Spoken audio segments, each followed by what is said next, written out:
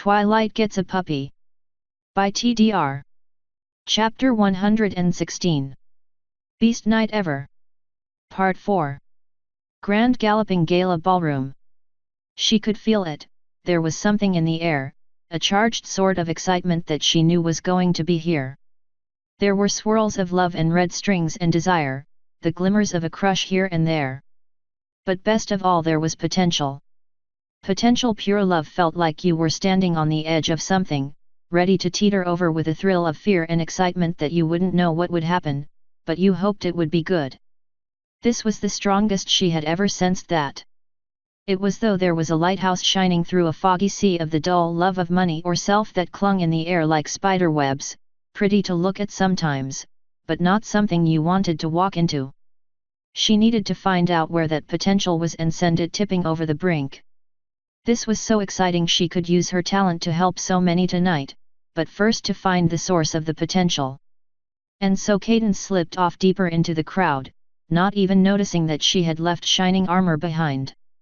Asterisk. Silver Platter tensed up like a deer in the headlights as the small white rabbit shoved the grey-furred noble under the table and dropped the tablecloth over him to hide the body from view. No one else seemed to notice what the little white rabbit had done with that spoon, but the image would haunt Silver Platter's dreams for months. To be fair, the noble had instigated it by trying to shove both the rabbit and his plate of food off the table to the floor, with protests of vermin and rats in the food. The rabbit had been less than amused at the loss of his food, and now that the noble's unconscious and battered form was hidden, the white rabbit was looking over the destruction of his meal with annoyance.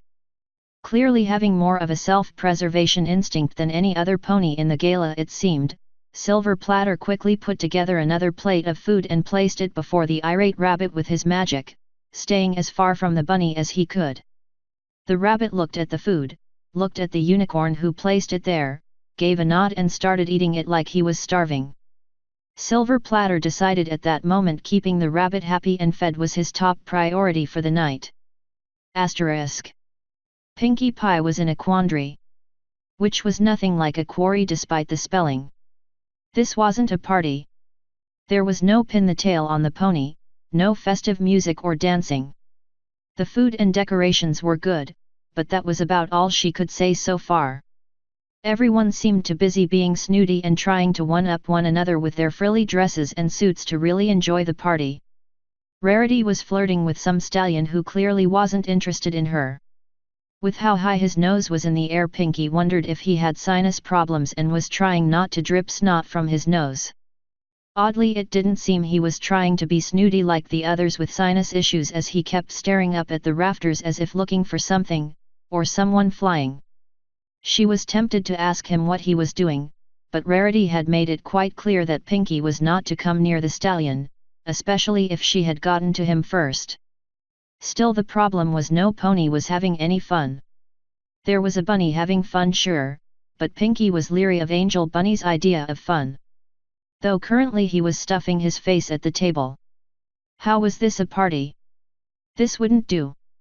Asterisk. Shining Armor cursed lightly to himself. How the heck did he lose some pony who was practically neon pink? It didn't help matters that every noble and their entourage called him to the side to discuss some inane opinion of theirs or their take on the way the guard should be run. The ideas were always stupid, and sometimes detrimental if not dangerous. Nearly all of them gained the noble some sort of cut of the crown taxes, however. Some ponies who knew more of him and his family asked about his sister and brothers, though most focused more on what he could do for them rather than anything else. It was times like this he couldn't help but feel like Luna's idea to strip all titles and give them to ponies who were more than just their names appealed to him. The game of houses sucked. It was little more than a constant state of one-upping, backstabbing, and backroom deals that never ended and was always played from birth till death in some cases. There were only 3 winning moves. Outplay them all, as Celestia did. Not really an option for him, given he couldn't wait out an entire generation or two until the moment was more favorable. Terrify them as Luna did. Tempting, but that had its own issues. The guard was supposed to serve and protect, not bludgeon and scare, despite his current feelings. Or simply not play, as Cadence did. The latter was what he was trying to do, and he made sure he agreed to nothing and said nothing that could be construed either way. Sadly, saying nothing meant that he was often reduced to a few nonverbal sounds or grunts as the conversations went on, but if the nobles thought him a simple-minded brute, then so be it. Their opinions of him mattered about as much to him as a first-level reflex save to a 20th-level rogue. Let them think he was just a pretty face that had caught Cadence's eye. He could probably recite Parthanax's theorem to the 42nd power if he needed to. Granted, Twilight could do it to the 300th power, but still, he was far from stupid. His focus was more on strategy and tactics than academic pursuits. And right now he was doing his best to strategize the best place to propose to Cadence. The balcony would be a good spot, as would the dance floor if he could convince the band to play something other than chamber music. Granted, he still needed to find her first, and that was easier said than done. Princess Luna was not having a good time. The ponies at the gala parted around her like a school of fish swimming away from a shark. The few she had managed to corner to speak with had made a multitude of excuses to be away from her. Everything from needing to use the bathroom, to having left the stove on back in their mansions, as if some of these fools even knew where the kitchen was. Still, the night had not been a total loss. There were a few who seemed interested in speaking with her, or at the very least not scared of her. Of course, this had its own issue, as ones like Fancy Pants were often caught in their own conversations they couldn't be away from. It would be rude to interrupt them. Shining Armor had greeted her, though he was looking for Cadence with little luck. She had only seen her niece briefly and was of little help to him. Though it was fun to watch him wander off again in that dress uniform of his. No, bad Luna, that one's taken. Pinkie Pie had even stopped by to say hello and found out Luna was not having a good time either. The second pinkest mare Luna had ever seen then wandered off muttering something about fixing the problem. But not before taking a few dozen pictures of her. She had spotted her nephew, thinking to speak to him at least, though as she approached she noticed a number of things. One, the swarm of mares around him seemed undeterred by her presence, some of them even going so far as to glare at her as if thinking her a rival. A few who did this realized what they had just done and quickly moved away lest the princess of the night take offense.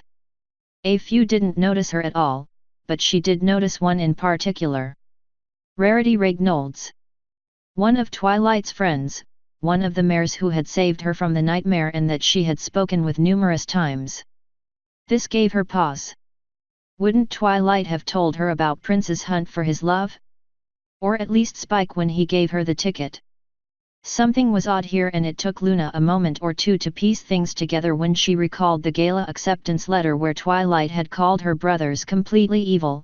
Was this part of that? After a moment's deliberation she turned and sought some pony else to speak with. Prince had expected things like this and was prepared to make a scene or three already. Rarity clearly didn't know how he would react, and Luna was not about to end a prank before its proper implementation. Fat bottom mares, you make the rocking world go round. Granny Smith and Celestia sang horridly off-key as the pair of them sat on the front steps of the gala. The two of them had spent a great deal of time talking, an even greater deal of time flirting with the guards stationed outside. A number of them were still red in the face from where Granny or Princess Celestia had muttered some rather interesting things in their ears. One was still passed out cold in a heap after reluctantly agreeing to a kiss from the Solar Princess. His lips would likely be a bit sunburned tomorrow, but he was otherwise fine. Though he would be teased mercilessly by the other guards for a while about if the princess used her tongue or not. The others around stuck to their training and did their best not to react to the pair.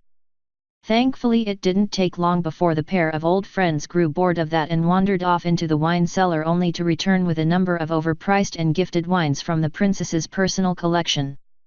They had proceeded to drink more than half of them before starting to sing every song they could think of terribly off-key. Thankfully for the guards' ears they seemed to be done with that now as well. Celestia pondered draining the refilled flask she had been given as she looked up at the silvery moon high in the night sky. "Hey G. Wanna see something neat?" Celestia giggled. "Oh, what's that, Sonny?" Granny questioned. Watch. Celestia giggled again, looking up at the night sky. Asterisk. Twilight Sparkle, Ross Sparkle, and Spike Sparkle stood just outside the Golden Oaks Library, staring up at Canterlot on the Manterhorn far above them. The rest of Ponyville was out as well and looking up at the mountain too. Applejack and Rainbow Dash moved up to the Sparkle siblings as Mayor Mare stood nearby, having roused the trio from their home along with the other available element bearers. So, is there anything you can do? Mayor Mare asked hesitantly as the rest of the town looked at the trio expectantly. Far above them, while still remaining pitch black night somehow, the moon and sun looked like the city itself was juggling the celestial orbs as they looped around the top of the mountain. The moon was its usual silver, though the sun was glowing an interesting shade of wine purple. Twilight pursed her lips watching, Ross crossed his arms regarding it, and Spike tapped his chin, lost in thought. Applejack stared on wide-eyed, and Rainbow Dash's jaw was nearly on the ground. As one, the siblings turned and walked back into the tree home, with Ross picking up Rainbow Dash and Applejack to carry them inside as well. Nope. Twilight stated flatly before slamming the door closed behind her, leaving the town's ponies staring at the door in shock. After a moment the door opened again and the mayor let out a small sigh of relief. Oh good, you are going to do something, Mayor Mare nearly cheered, only to watch as Big Mac was grabbed in an aura of magic and yanked inside the library as well before the door slammed shut again and the town's ponies could hear the sound of hammering and heavy objects being moved in front of the doors and windows of the library. Another flare of magic appeared and the sign on the door reading "Open" was flipped to closed before everything went quiet.